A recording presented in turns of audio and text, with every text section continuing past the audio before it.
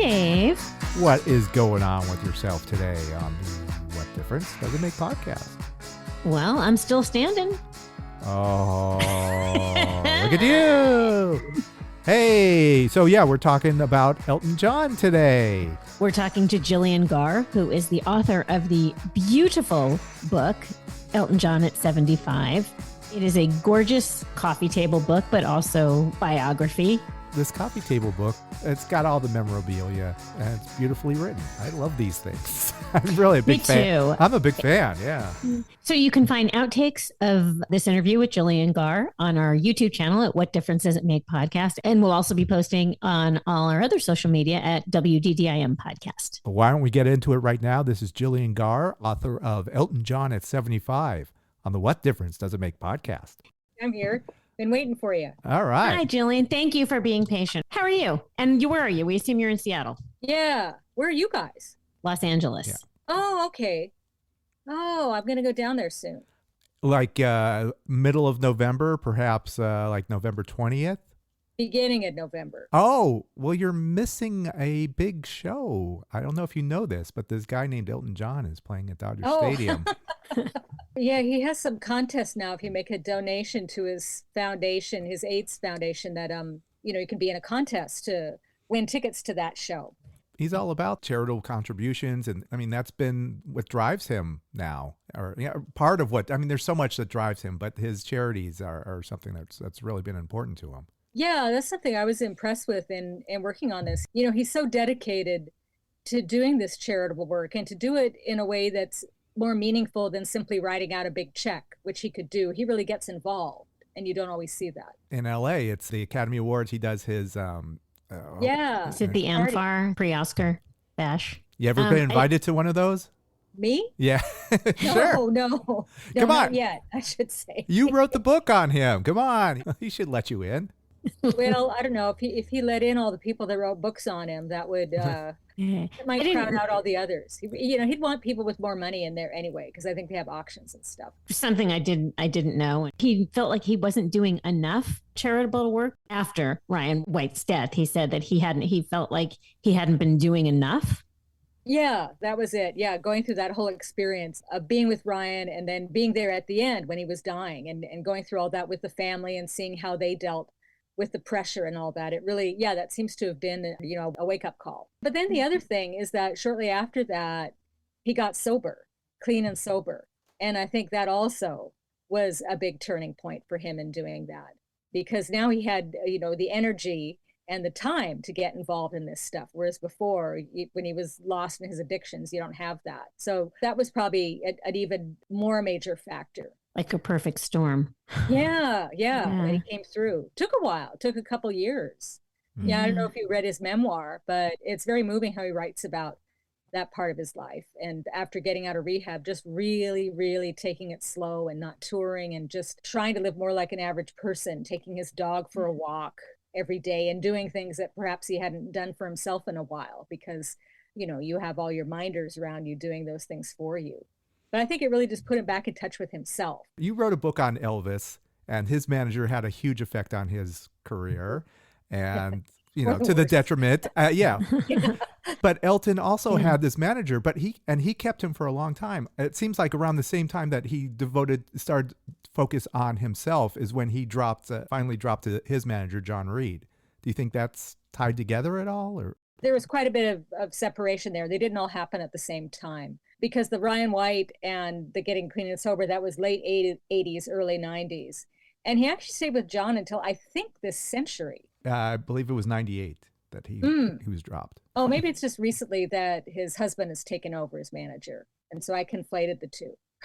So you're saying there was a lapse between John Reed and Furnish managing him? Yeah, because that's more recently. Yeah. But I mean, Ryan White died in the late 80s. So that's like a decade before severing ties with John Reed. What was your opinion on John Reed? I mean, obviously he was beneficial for Elton, and Elton saw the benefits. Do you think he had the best manager possible for his career? Certainly at the beginning, they seemed to work together well. And, obviously things went well for him. And, you mentioned Elvis earlier, and throughout, Elton always had more say in the direction of his career than Elvis ever did. So, it certainly wasn't quite that destructive or as all-encompassing a relationship. I think the fallout came just over financial discrepancies, didn't it? There were things wrong with the books, and well, that can happen over time. That's why when you have a lot of money, I mean, it's interesting. We all think, oh, if we won the lottery and got $40 million, life would be great. And yeah, maybe getting $40 million solves the problems you had when you were living on $40,000. But now you have just a new, different set of problems, the problems of having 40 million. Mm-hmm. One of which is that, people will take advantage of you. Sometimes long-term relationships slip into that. Oh, I can just skim a bit off here and there. And then hopefully the person wises up before it gets too far. I mean, something happened like that with George Harrison too, didn't it? And his manager, who ripped him off terribly, to the point that, when he was taken to court and ordered to pay the money back, well, he didn't have it. And what can you do? You can't get blood from a stone. And I think his manager died, or the ex-manager by then died before Harrison did. So it was good that Elton was more on top of that and caught things before they got too bad. They had a personal relationship also. Yeah, they did. Consider that, at least the way I've read, to be a contributing factor to who he is and coming out when he did. I don't know that really had anything to do with his coming out, though. I think, here's where it got kind of blurry around the edges. I believe they were involved first. They had their personal relationship first and they moved in together. And then it was after that John began looking after his management, which I think the record company said they were fine. They were happy with that because who better to get Elton out of bed in the morning than the guy who's there with him. But that ended by about the mid-70s. And it's interesting, his supposed coming out in Rolling Stone at that time, in the 70s, I mean, where he said he was bisexual and said how he wanted to have a long-lasting relationship with someone. But he doesn't mention that he had until recently just been in a relationship like that, because he was with John, personally involved, for a couple of years. He doesn't mention that at all. It just makes it sound like he was just single all the time. I mean, and then of course he gets married in the 80s to a woman. Mm.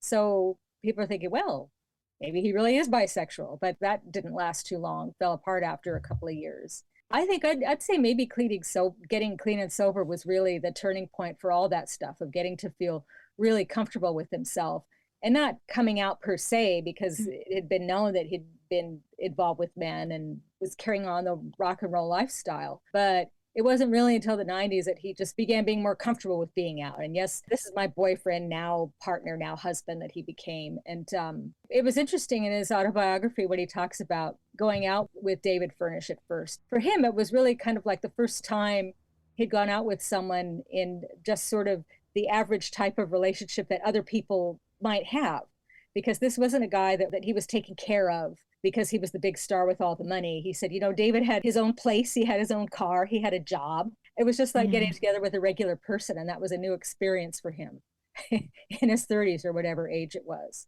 But yeah, from that point on, he's just been really comfortable in acknowledging who he was. I think obviously kicking the drugs out was what made the big difference. Yeah. He even said that later. He realized in retrospect that one reason, and I'd always wondered, well, why did you marry a woman? And he said, I thought this was very interesting, how he thought, well, I haven't had successful relationships with men, so maybe I should be with a woman. And you think, well, yeah, I could see the logic in that. But then later, after he stopped drinking and drugging, he realized, okay, the problem wasn't I was with the wrong gender. The problem was that I was too out of it on these substances.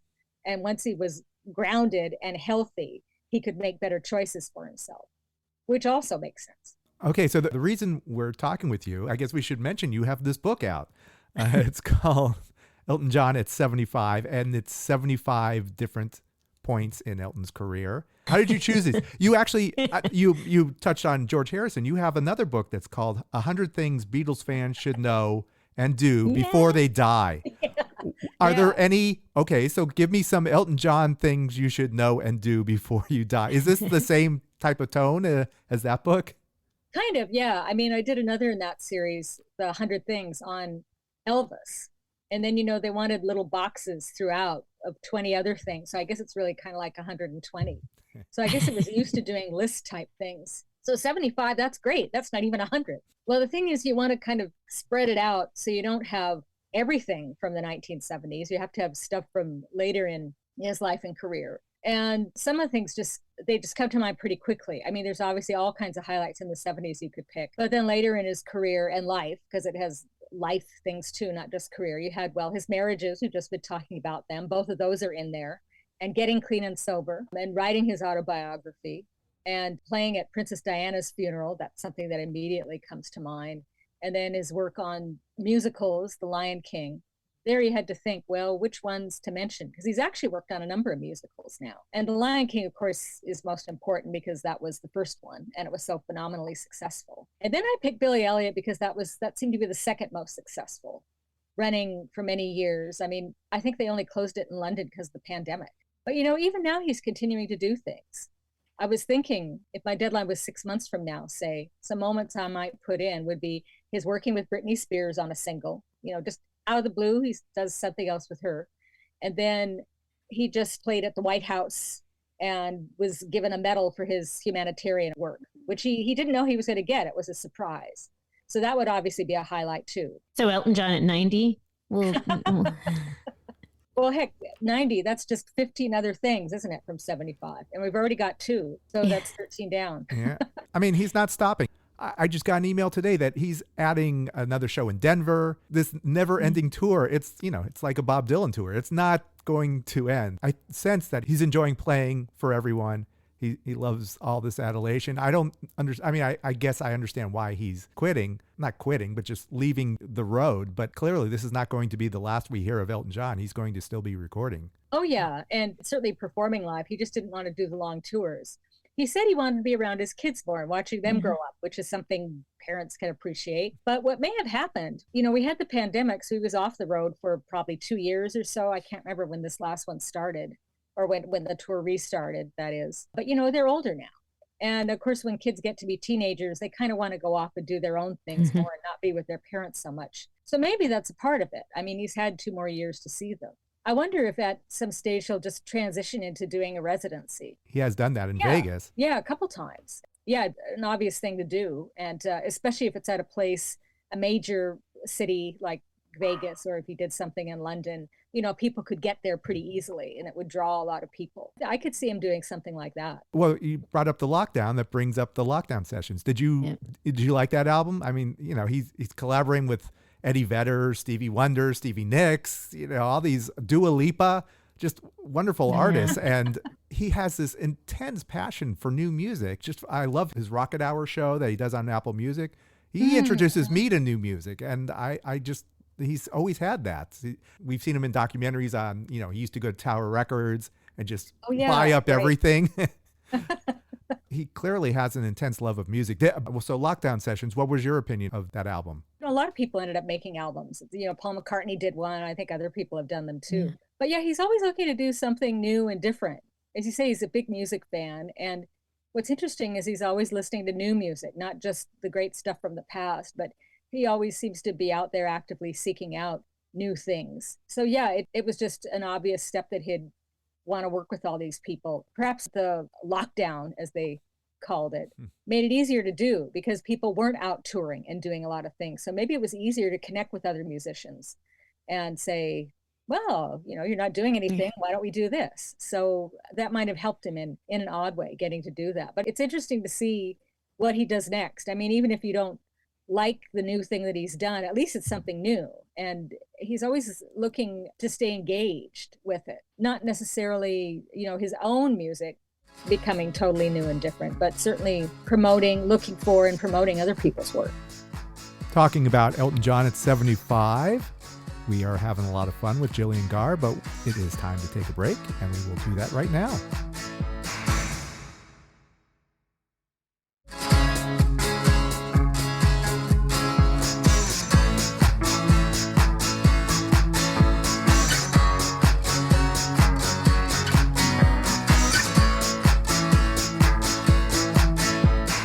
Welcome back to the What Difference Does It Make podcast and our guest, Gillian Gaar, author of Elton John at 75, reading your book, which is beautiful, by the way, the photos and everything, but I want to get to that. One of the things that it made me realize, I guess differently than just a regular biography or autobiography, is that Elton John is in all our lives. He's always been there and he's always doing something. It's different than listening to the Beatles, because the Beatles had their period of time, but Elton John has had this long career. He's always been there for me. I remember him being in my house when I was a kid, and I've always listened to his music. But seeing this and the way you broke it up made me realize just how long his career has been. Do you personally have a favorite era of Elton John? I guess that would have to be the 70s, because that was when those are the records that I listened to the most. I was a huge fan of Crocodile Rock, which it was funny to learn that he's not so crazy about that song. Yeah. And Goodbye Yellow Brick Road. That would be my favorite album, because that was the one I listened to the most. At the school talent show, there was one bit where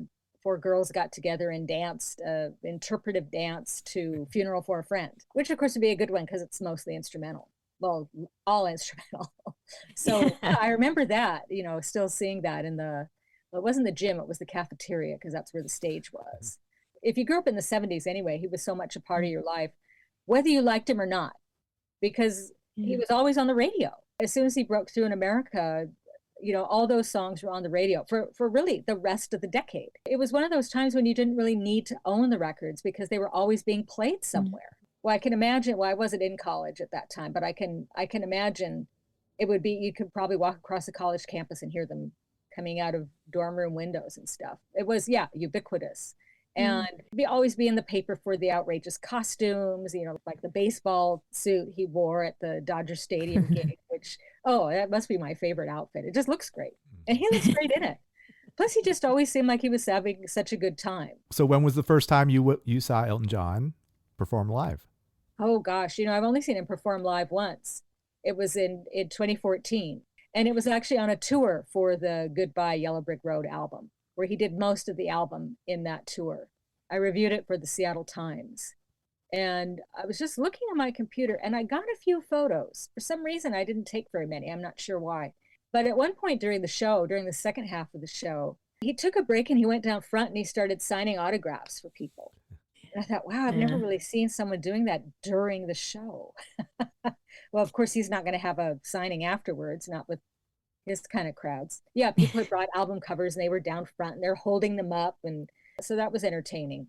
When I saw Shania Twain, she did that. That was the first time I saw that before. Like she would just go across the stage and just with a pen and just start signing things. I thought that was just like a country thing. And perhaps Elton saw that and was like, oh, maybe I'll try that. Yeah.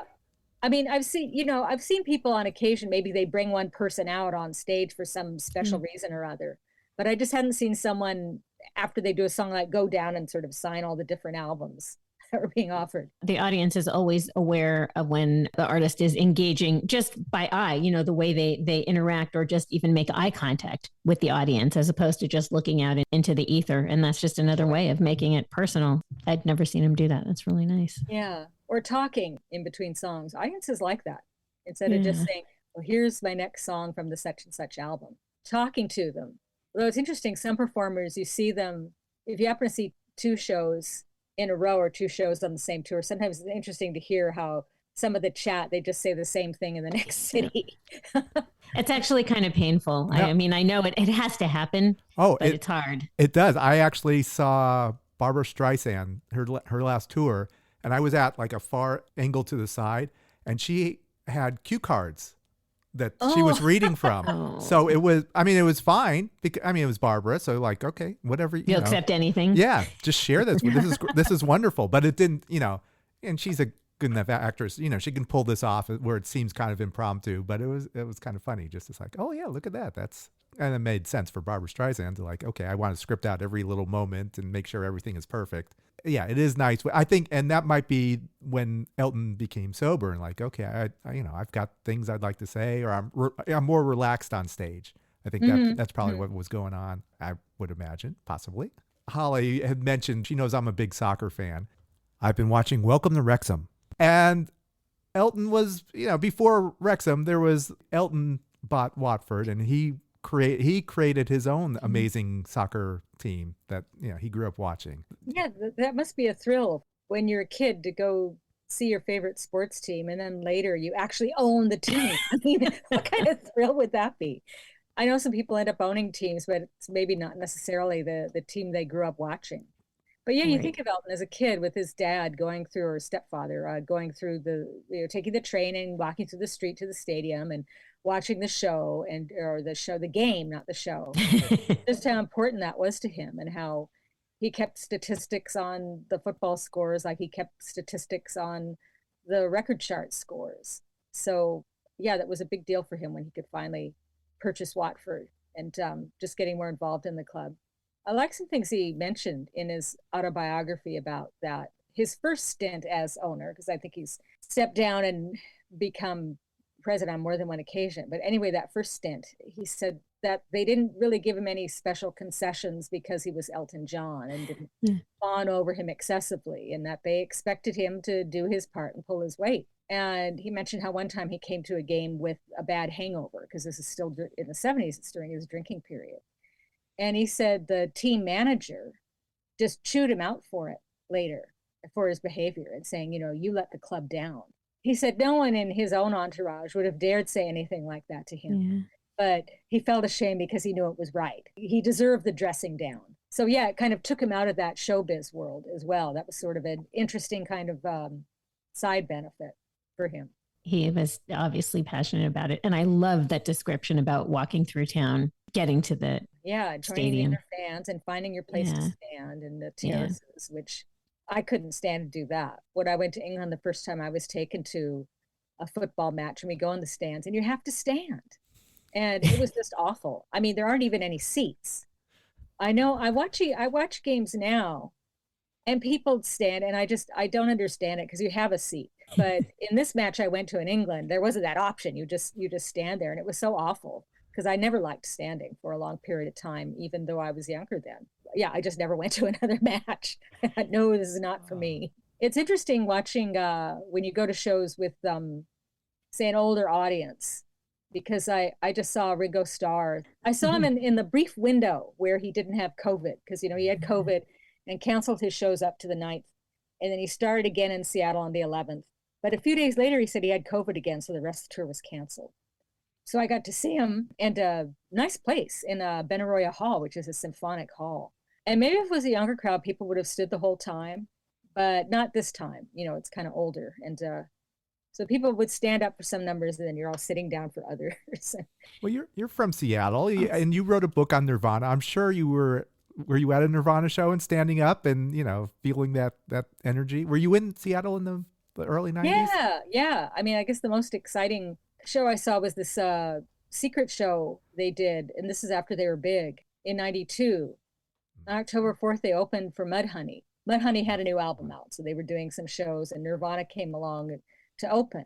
And they were, secret shows. You just had to get word of mouth to get in. And I think we were just all kind of awestruck at seeing a band like Nirvana in a small club again. So people stood still for the most part. They didn't mosh a lot. They stood still. They're just in shock. Mouths agape. Yeah. Like, it's really them. And they're just, I guess the last couple of times I've gone to clubs, they haven't really been huge draws, so there's more room to move around. And I like that better. I've started to think maybe I'm getting towards the end of my club going days. I don't really want to be in a crowd jumping up and down. Oh, come on. It's still fun. Dave recaptures his youth every time he goes to a show. I'm not much of a stander. I stand with the crowd, unless you're dancing, to me. Mm-hmm. If you're dancing, then standing is good. If you're not dancing, why not sit? Why not be comfortable? It's a show, like an outdoor show, very relaxed in the parking lot of an art gallery. So very relaxed, small crowd. That was fine, all through that. They're going to do an in-store at Easy Street Records. Now that's the store Elton would like looking at. I wondered if he still goes out to record stores. I'm sure he does. I mean, I just read, though, that he's moving, he's got multiple homes. I thought his residency was in Atlanta. That was like his home. But he just bought a house in Toronto. I don't know if I just read about it this week. It's called a King Toronto. There's actually going to be like a tree that grows in the main atrium, but he's investing in Toronto. I guess he likes Canada. Well, his husband's Canadian. Oh, so there we go. Okay. Maybe it's near David's family or something. I don't know. That's speculation. But David is Canadian, so. There it is. Okay. So very good. What is it do you think about Atlanta that Elton has embraced so much? I don't know if I've read him saying why. Possibly because it's the South, and the South is very different from the rest of the country. There's that laid back feeling about it. The people are friendly, the food's good. And of course, I mean, there's a wealth of music that's come to Georgia, that's come from Georgia, I mean to say, and the South in general. I mean, I bet he's investigated all those record stores. Oh, sure. Yeah, I guess that also leads to his relationship with Leon Russell and how he kind of helped prop him up. Yeah, he loved Leon Russell. I thought it was really touching to read how he brought Leon back to make a record with him, because he just happened to be listening to one of his songs and thought, gee, I wonder what Leon Russell is up to. And at that time, Leon wasn't doing all that well. He wasn't in the best of health and just living a more modest kind of lifestyle, which, if you remember from the 70s, would have been a surprise. If these people don't die, then they're living somewhere. And what are their circumstances? Even if you made a lot of money in the 70s, that, you know, that gets spent over time. 30 years later, you know, what are you living on then? There are those kind of considerations. And he tracked him down and they had a talk on the phone. And then Elton just thought, well, gee, maybe we should make music together. So he brought him back to make their album together, which, you know, I thought that was very touching. But he said on his first trip to America, playing at the Troubadour, and Leon Russell was in the audience, and he was so nervous about that. But Leon liked him, so, you know, an alliance was formed, and they watched each other's careers over the years. And I'm sure he must have been thrilled to give back to someone that he considered something of a mentor to him. He has that generosity throughout his career. I mean, that's one thing you realize, and you look at the different entries, and, you know, there's always, he's giving back or suggesting this or working with this person or telling a record company that person should be signed, all that kind of thing. Very generous. I actually just saw an interview that Elton did talking about Britney Spears, and he actually said, it's all about her for me. That's the sole reason he did this song, is he wanted to help out Britney, get her kind of get used to making music again, get excited about music. That was the only reason he cut this new song. And, you know, I think it's wonderful. Yeah. Well, I think also when he reaches out to someone like Britney Spears, I mean, you know, he's had those experiences too. They can relate to each other on that level that another person, however well-meaning, cannot. I mean, he knows what she's gone through. Your section on the Rock Hall and his back and forth on being inducted into the Rock Hall. Do I go? I'm leaving. I'm going. I'm leaving. I'm going. I know, that just seems so crazy, especially if you've agreed to be honored.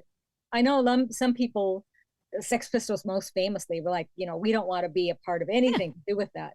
And that's fine, you know, but just that back and forth was just kind of, it did get a bit ridiculous. Yeah. You either support it or you don't. And if you've agreed to go, then yeah, just go through with it. And if you're not going, fine, then don't go. But yeah, going and then getting irritated and leaving and then coming back and thinking, well, no, I was right the first time, I'm leaving. And then leaving again. I mean, no wonder David Furnish was worn out by the end of it. Yes. Does this always happen with you, Elton? Yeah. It doesn't seem like it ever happened that badly. Yeah, what if he'd done that when he was getting his knighthood? I'm at the palace. No, I'm going to leave. No, I'm coming back. But he was pretty clear on how much he respected the Queen.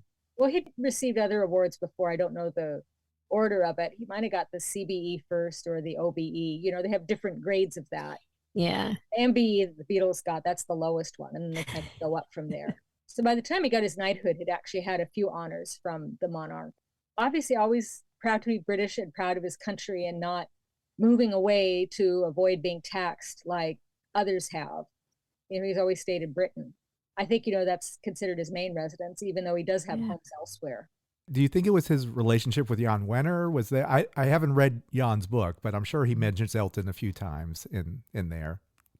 He must, because it was a, you know, Rolling Stone, you know, that it was that interview, right, where he said he was bisexual, and I'm sure they've knocked heads a number of times. Probably a poor review in Rolling Stone. I'm sure Elton reads reviews, especially in the 70s. That was probably important to him. Yeah, I mean, you know, it's interesting in his own biography, he'll note that a record got a bad review, and sometimes he'll agree and say, yeah, it wasn't that good. I mean, you put out so many albums, they can't all be great, or not every song on them is going to be great. But I can't really think of any other Rolling Stone stories. I haven't read Jan's book yet. I read the book he didn't like, Sticky Fingers, which that was very entertaining, and you'd probably both like that. I love that book. Yeah. Yeah. And the whole story about it, how the guy said, well, Yeah, you can do factual corrections, but I don't want it to be authorized. But of course, that's why we have Jan's book, because he didn't like that other one. So he's putting this one out to set the record straight. I don't know. I think maybe he was more beloved in Rolling Stone in the 70s anyway. I can't think of, there's one story in Sticky Fingers where the writer had turned his story on George Harrison, and then he was horrified to pick up the magazine and see how it had been changed to make it more negative. And he was so upset that he sent George Harrison his original text and said, this is what I wrote originally. And George said later he was very glad he got that, because whoever wrote that other story was a real jerk, or I think he said it in harsher terms. Yeah. It was a big deal for Elton to sort of come out. I mean, saying he was bisexual, and he really, when it seemed like practically all the relationships he had were with men. So I thought it was, kind of a stretch. Or now I think that. Certainly I didn't at the time. I think people today can't really appreciate how big a story that was, and what a big deal it was for someone to say even that much. I mean, it was reported on one of the national news networks. Yeah. Which you really can't imagine that happening now, unless it was, I don't know, some huge, a president or something. You couldn't even say the word. You'd have to sort of whisper. Even in that interview, he hedges a bit, and it was still considered controversial. And some people wouldn't play his records, and Right. the sales started going down, though he contended they were sort of going down anyway. Maybe it kind of meshed the two of them. Yeah, you think of then later in the 80s, I don't think there was a comparable Elton cover.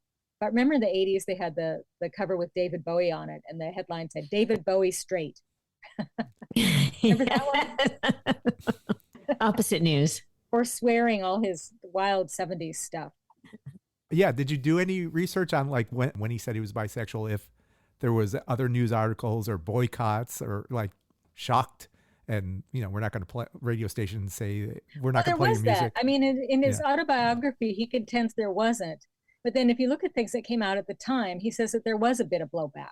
So, there obviously was some pushback at the time. And some radio stations did not play his music after that for a bit anyway. I mean, he ran into the same thing later when he was working on his movie, Rocket Man, based on his life. And he said when he was talking with they produce, but moneybackers at different studios, and some of them were saying, well, can you tone down the gay stuff a bit for a PG rating? He said this in The Guardian, he said, I haven't lived a PG rated life. So he didn't. And if you see the movie, it's not really explicit. It does make the case that yes, this is a gay man who had relationships with men. That's pretty much all you do. But in some places around the globe, they've excised those scenes or not shown the movie because of that. He just didn't want it to be, kind of whitewashed the way Bohemian Rhapsody was, I think. Yeah, why couldn't he just be a straight man like Liberace, who clearly never, he never came out. He never declared his sexuality. He was a straight man. He was a man's man. Well, in London, a paper had printed some sort of innuendos. They didn't call him gay because he couldn't be that explicit then, but they just had some innuendos pointing that way, and he sued the paper and he won. So right, yeah, no, that's how important it was. You really had sued them for telling the truth, and he won anyway. About that. Now that's someone I regret not having seen. Well, will you go see Elton on his any of these final tours? I mean, he's still playing he's going to the UK. This tour goes on till next year. He'll play in the UK a few times. Well, not a few, a lot actually. Well, ticket prices are just too much now, so probably not. To get a good seat, really, especially in a stadium, you have to pay like $500, $600. Right. Yeah, I'll probably have to miss him this go round, unless that inheritance finally comes in. We can all. Well, who knows? Maybe this book, get those royalty checks for the book will come in. We talked to the author of Bowie at 75. And he just said that they brought in pictures. He wrote the text, and they brought in the pictures. Was it the same way with you? Because yeah, that's one thing I love about Quarto. That's the main publisher. The book's on Motor Books, a subsidiary of Quarto. But yeah, it's their own art department that does that. Thankfully, because I sure don't want to do it. It's a hassle. It's a lot of work.